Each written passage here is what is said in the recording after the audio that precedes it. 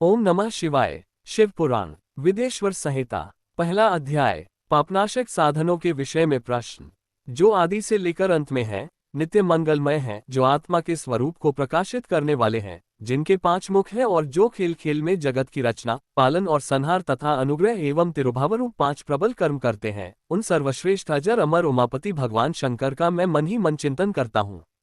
व्यास जी कहते हैं, धर्म का महान क्षेत्र जहाँ गंगा यमुना का संगम है, उस पुण्यमय प्रयाग जो ब्रह्मलोक का मार्ग है, वहां एक बार महातेजस्वी महाभाग महात्मा मुनियों ने विशाल यज्ञ का आयोजन किया। उस ज्ञान यज्ञ का समाचार सुनकर पौराणिक शिरोमणि व्यास जी के शिष्य सूत जी वहां मुनियों के दर्शन के लिए आए। सूत जी का सभी मुनियों ने विधिवत स्वागत व सत्कार किया तथा उनकी स्तुति करते हुए हाथ जोड़कर उनसे कहा, हे सर्वज्ञ विद्वान रोमहर्षण जी, आप बड़े भाग्यशाली हैं। आपने स्वयं व्यास जी के मुख से पुराण विद्या प्राप्त की है। आप आश्चर्य स्वरूप कथाओं का भंडार हैं। आप भूत भविष्य और वर्तमान के ज्ञाता हैं। हमारा सौभाग्य है कि आपके दर्शन हुए। आपका यहाँ आना निरर्थक नहीं हो सकता। आप कल्याणकारी हैं। उत्तम बुद्धि वाले सूत जी, यदि आपका अनुग्रह हो तो गोपनीय होने पर भी आप शुभाशुभ तत्व का वर्णन करें, जिससे हमारी तृप्ति नहीं होती और उसे सुनने की हमारी इच्छा ऐसे ही रहती है। कृपा कर उस विषय का वर्णन करें। घोर कलियुग आने पर मनुष्य पुण्यकर्म से दूर होकर दुराचार में फंस जाएंगे, दूसरों की बुराई करेंगे, पराई स्त्रियों के प्रति आसक्त होंगे, हिंसा करेंगे, मूर्ख नास्तिक और पशुबुद्धि हो जाएंगे। सूत जी, कलियुग में वेद प्रतिपादित वर्ण आश्रम व्यवस्था नष्ट हो जाएगी। प्रत्येक वर्ण और आश्रम में रहने वाले अपने अपने धर्मों के आचरण का परित्याग कर विपरीत आचरण करने में सुख प्राप्त करेंगे।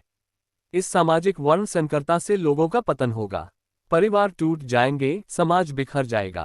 प्राकृतिक आपदाओं से जगह जगह लोगों की मृत्यु होगी, धन का क्षय होगा, स्वार्थ और लोभ की प्रवृत्ति बढ़ जाएगी।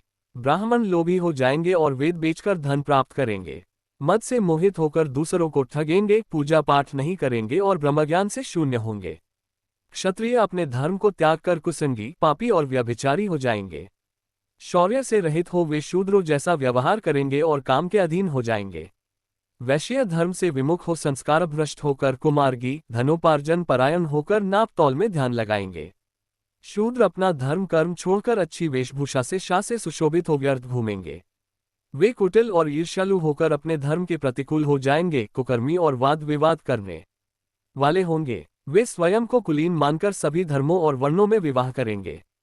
स्त्रियां सदाचार से विमुख हो जाएंगी। वे अपने पति का अपमान करेगी और सास ससुर से लड़ेंगी, मलिन भोजन करेगी। उनका शील स्वभाव बहुत बुरा होगा। सूत जी, इस तरह जिनकी बुद्धि नष्ट हो गई है और जिन्होंने अपने धर्म का त्याग कर दिया है, ऐसे लोग लोक परलोक में उत्तम गति कैसे प्राप्त करेंगे? इस चिंता से हम सभी व्याकुल हैं। परोपकार के समान कोई धर्म नहीं है।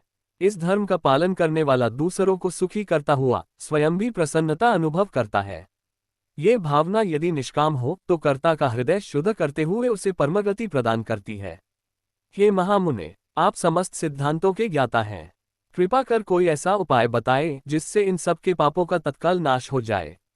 व्यास जी कहते हैं, उन श्रेष्ठ मुनियों की यह बात सुनकर सूत जी मन ही मन परम श्रेष्ठ भगवान शंकर का स्मरण करके उनसे इस प्रकार बोले।